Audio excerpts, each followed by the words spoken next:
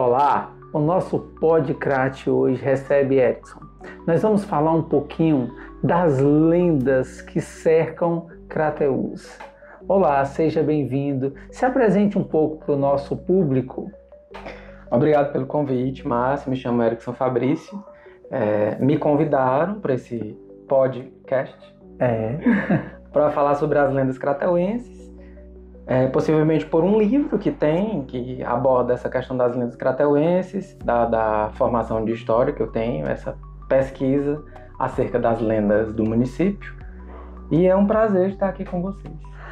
Algo interessante no seu livro, tem uma frase que marca, assim, que permeia todo o livro, que ele fala que as lendas, elas nos aproximam dos povos, né, de um modo geral, né? Como é que estudar e pesquisar as lendas crateuenses te aproximou mais ainda do povo de Crateús? As lendas, se você for estudar ou se aprofundar em qualquer teórico que estuda cultura, vai dizer que mitos, lendas, seja qualquer coisa que se referir a esse tipo de coisa, folclore, parte de coisas reais, coisas do cotidiano. Então, quando você estuda uma lenda local, seja ela da Rússia, de Crateús, de Fortaleza, da Grécia, você está estudando diretamente e indiretamente o seu povo. Então, é por isso que estudar lenda, mito, ou folclore, ou lenda urbana, no caso, você está se aproximando do povo. No sentido de história local, mas também no sentido de história macro, porque a ideia do livro faz isso, né? De trazer a micro-história de Crateús, expandindo para mitos que já existem, porque todos eles estão conectados. E isso não sou eu, Erickson, que digo. Jung diz isso, Joseph Campbell diz isso, vários outros teóricos da antropologia e da cultura dizem isso.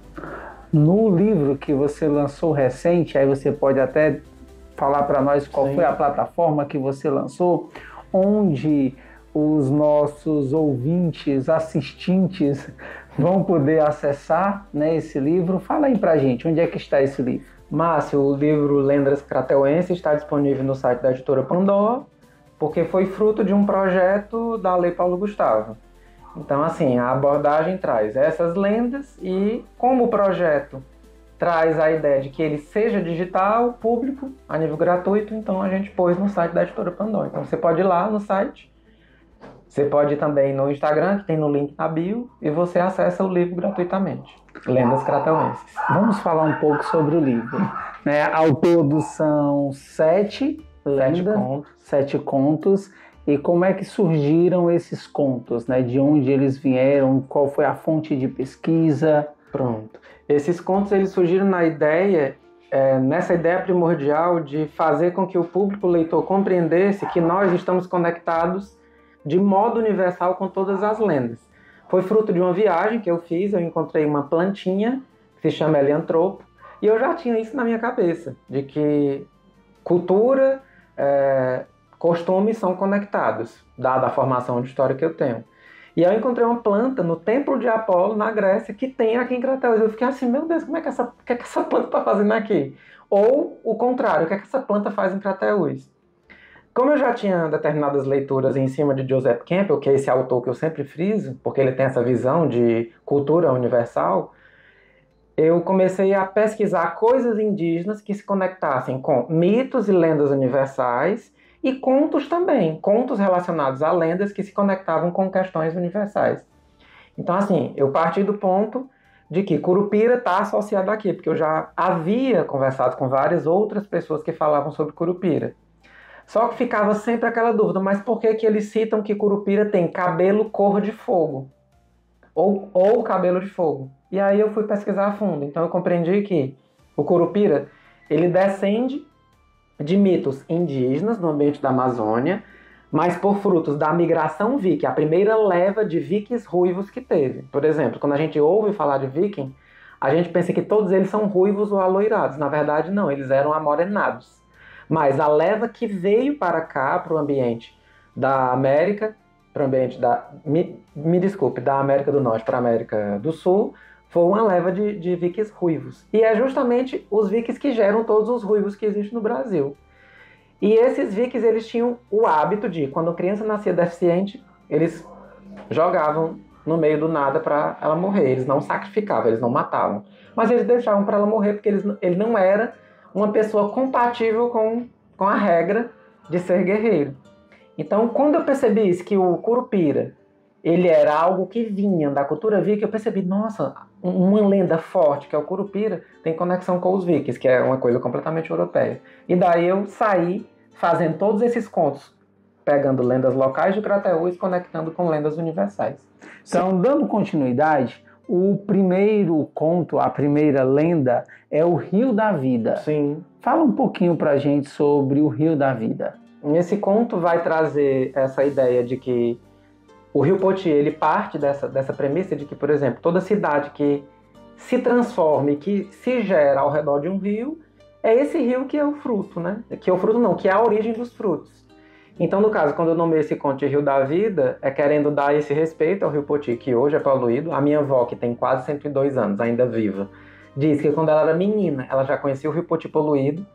Isso para mim é uma ofensa, porque quando você viaja, qualquer pessoa viaja, vê que um rio, ele serve para ponto turístico, ele é respeitado no sentido ambiental e o daqui é poluído e aterrado para se construir. Então, assim, a ideia era trazer justamente essa consciência, tanto ela simbólica, no sentido mitológico, porque se você for estudar mitologias universais, você vai ver que as civilizações, elas sempre partem de um rio. E o nosso Poti não deixa de ser um rio também mágico, por assim dizer. Infelizmente não respeitado, né?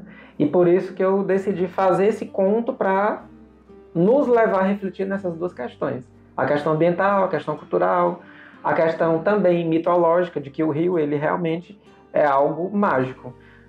Para quem for ambientalista, que estiver nos escutando, quem for da área de biologia, qualquer pessoa que estudar princípios básicos da biologia vai perceber que a magia reside aí. O próprio Paulo Coelho, nos seus livros, ele cita que a alquimia e a magia está na questão do cotidiano. Então, quando você percebe que a natureza tem essa coisa, você passa a entender. Infelizmente, nós, crateuenses, não entendemos isso. Senão, o rio não era poluído. O rio está passando agora por um outro processo, né, de transformação.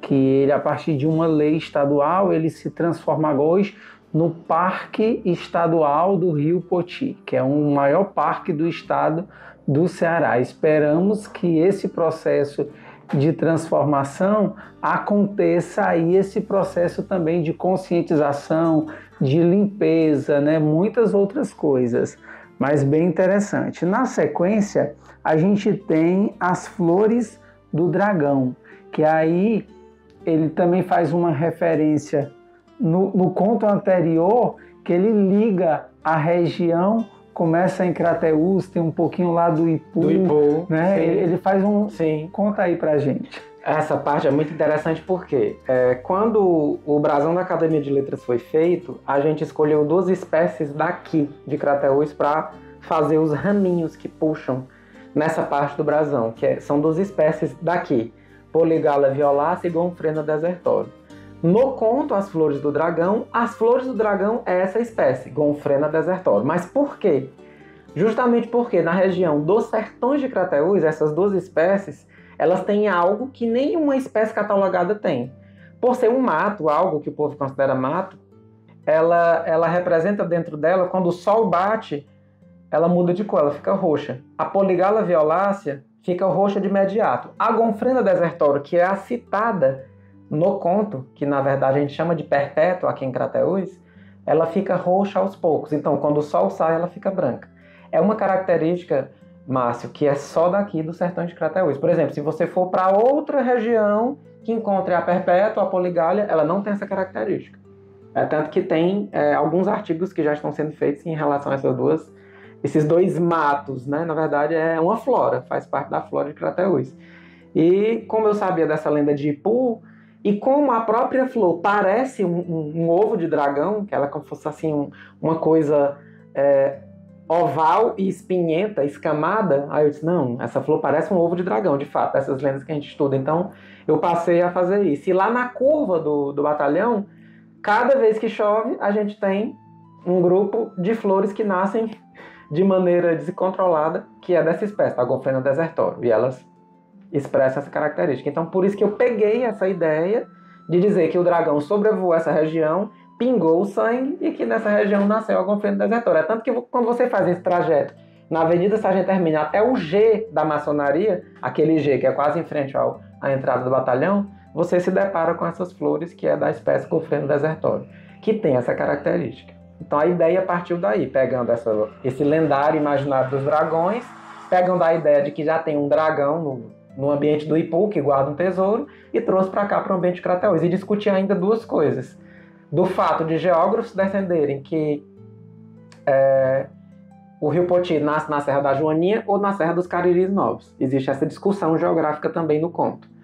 Então eu não deixo a coisa entregue, mas eu digo que o dragão sobrevoou o ambiente da Serra dos Cariris Novos e da Serra da Joaninha, para deixar em aberto, mesmo sabendo que a geografia atual fala que nasceu na Serra dos Cariris Novos, o rio Poti.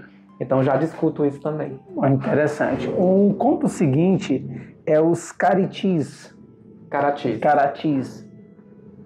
Como é que esse conto ele se dá e ajuda na transformação de conhecer um pouco da nossa história, né, também? A ideia dos Caratis, como tudo que eu leio acerca de mitologia, ele vai me ensinar que essas coisas estão conectadas. Então, por exemplo, se você lê um conto separado, você vai conseguir ler o conto separado. Ponto. Mas se você lê o conto em sequência, você vai perceber que os contos estão conectados. Então, partindo do ponto de vista de que existe o dragão que gerou as flores, os Caratis também são descendentes desse dragão. Só que, ao longo do tempo, a palavra Crateús, que vem de Teu, que quer dizer lagarto, esse lagarto a nível evolucionista, ele foi diminuindo, supomos. Um dragão que residiu aqui gerou lagartos pequenos, né? E daí que, para pegar lendas locais, lendas de tribos locais, relacionadas ao sertão de Crateús, criei um personagem, que seria o Teu, que é um lagarto, e esse lagarto ele se apaixona por uma índia, como você viu no conto. E daí que uma vez que você entende essa lenda, você vai ficar interessado pela etimologia do nome de Crateús, que é Cratius ou Carateu, né? Que vem talvez dessas duas etimologias, que pode ser batata ou lagarto. A gente não sabe ao certo porque cada interpretação gera um significado. Mas eu preferi focar no lagarto porque já tem essa conexão e esse ponto relacionado aos dragões. Aí você traz a magia do Juazeiro. Sim. Fala um pouquinho pra gente sobre essa história. A questão da magia do Juazeiro era algo que sempre me despertava a atenção. Eu tenho um amigo, que eu acredito que todo mundo conhece, o Alex, que é psicólogo, né? O Alex Saraiva, esposo da Iane. E a gente sempre comentava sobre essa questão de cores, que o verde faz um processo terapêutico dentro da gente. Eu lembro quando eu era menininho e viajava de um canto para outro, eu via aquela seca, mas sempre aquela coisa verde no meio da seca, que era o Juazeiro. Eu disse, meu Deus, que coisa estranha. Tudo seco e o Juazeiro dizendo assim, eu estou aqui. Morram, que eu estou bem aqui, verde. E nele você traz a história da Dona Luísa Passos, né? Também dentro da história do Juazeiro, né? Que é outra coisa histórica, que você falou Luísa, mas na verdade é Luzia, de acordo com o Barão de Sturges. Eu pus essa discussão, inclusive a Nega, a Maria da Conceição, que é uma das pessoas que fala sobre o livro dentro do texto, ela disse assim, Eric, bota referência. Eu disse, não vou botar. Eu vou deixar o público leitor achar que é erro, porque a gente foi induzido a sempre achar que era Luísa, mas, no entanto, foi um erro simples, né? Um erro gráfico. Porque o Barão de Sturges já tinha dito que era Luzia. E numa conversa com o Padre Geraldinho, ele nos falou que era hábito se pôr nome de santos. E tem Santa Luzia, mas não tem Santa Luísa. Então, é mais um motivo para a gente crer que, de fato, o nome dela era Luzia. Porque senão o Barão de Sturges não tinha posto, né? Então é só um errinho simples. Mas eu deixei a propósito dessa forma.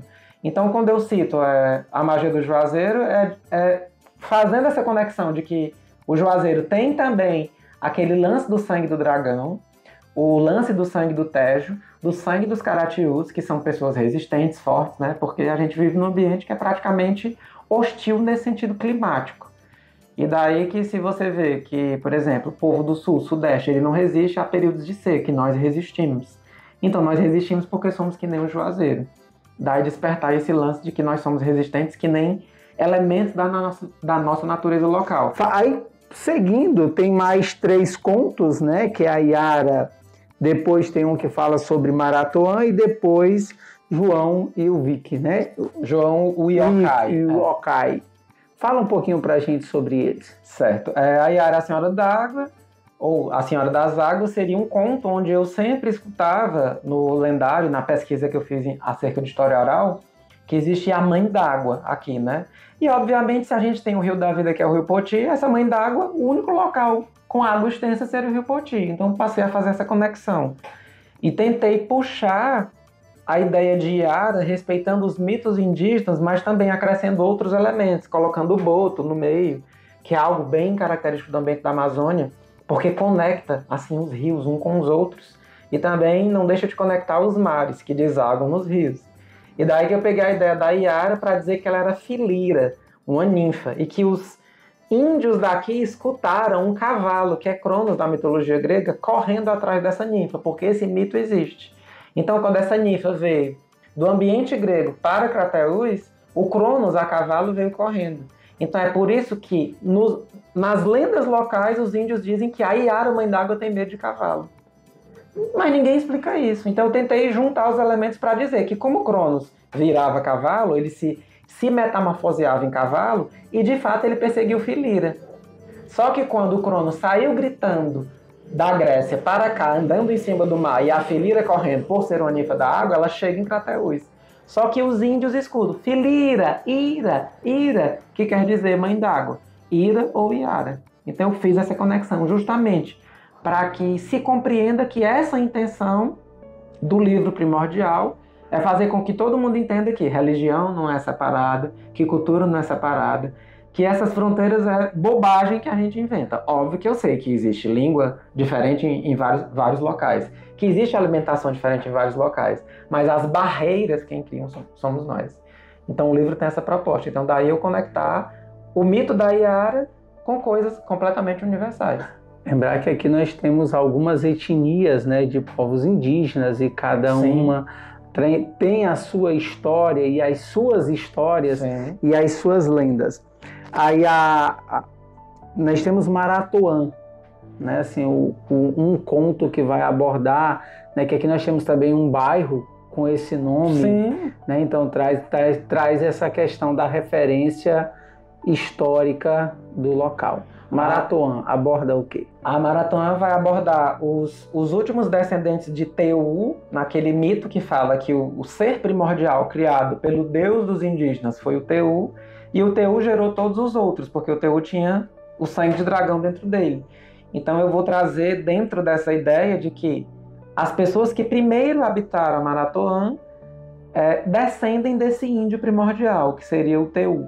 Então a palavra Maratoã, no sentido mais bruto da palavra, quer dizer isso, terra dos pés ligeiros.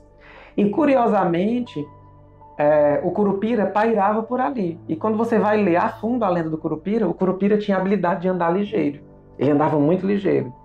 Então daí eu tentar fazer essa conexão para relacionar o povo da Maratoã, que se você for olhar a nível de bairro, todo bairro tem uma cultura específica, né? Então ele é um bairro assim, diferente dos outros. Então quis destacar ele justamente por ter um nome indígena, os outros não têm. E por ter um nome indígena, e justamente pelo nome significar isso, terra dos pés ligeiros.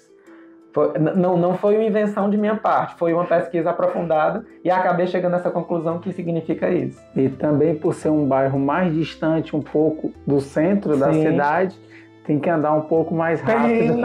É algo que acaba fazendo sentido, né? E fala um pouquinho do conto que fecha o livro. O conto que fecha o livro, que é João, o Yokai, é para fechar de forma brutal essa ideia, já que eu repeti várias vezes, que a gente está completamente conectado com as outras culturas, né? E a palavra Yokai é algo que remete à cultura oriental, especialmente China e Japão, mas especialmente Japão. Os japoneses, eles vão falar que todo ser sobrenatural, eles apelidam de Yokai.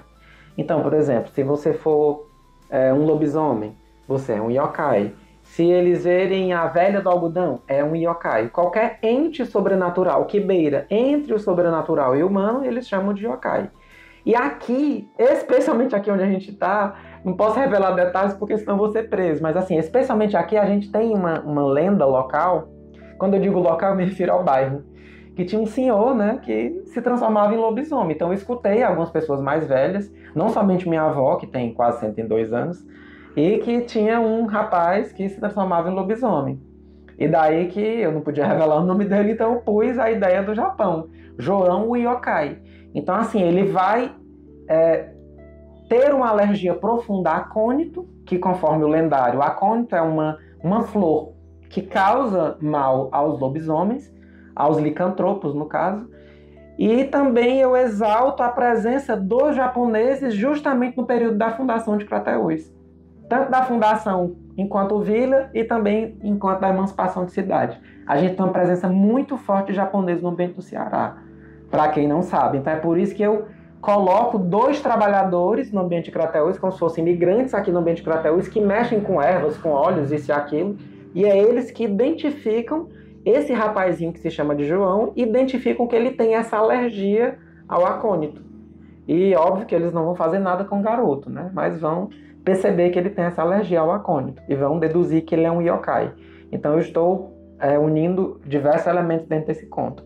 E coloco porque foi o primeiro conto que fez parte da minha infância, porque eu sempre escutei minha avó, meus tios falarem que havia um lobisomem aqui pelo ambiente da São Vicente. Acho que há 1 ano, 2 anos atrás, viralizou também na internet uma moça aqui em Crateús que diz ter visto também um lobisomem próximo ali ao rio, né?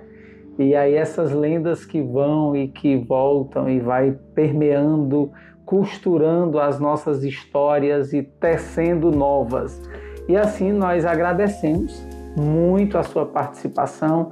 Fizemos aí um passeio pelas histórias que permeiam a cultura, a construção desse processo de fazer um conto, como é que as lendas elas se tornam lendas, né? Sim.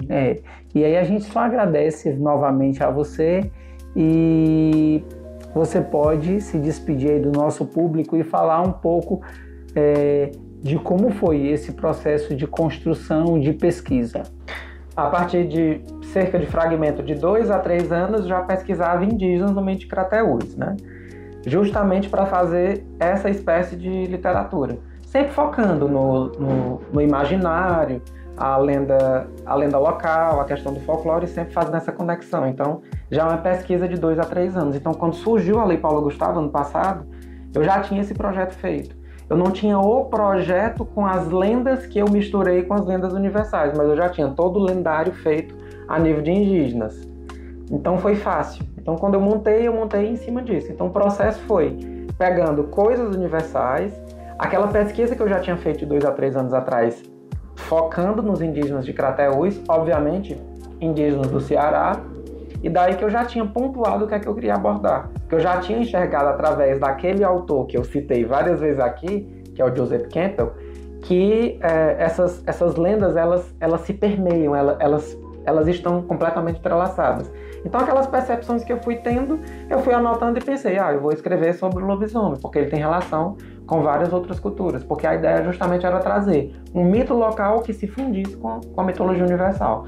Então, assim, para produzir o livro não foi difícil, porque eu já tinha essa pesquisa indígena e também mitológica há uns 2, 3 anos atrás. E foi bastante prazeroso escutar as pessoas falar, por exemplo, do João, que é o lobisomem. Meu Deus, foi pavoroso, porque eu sabia que ele era daqui da vizinhança. Feliz aniversário, Crateús!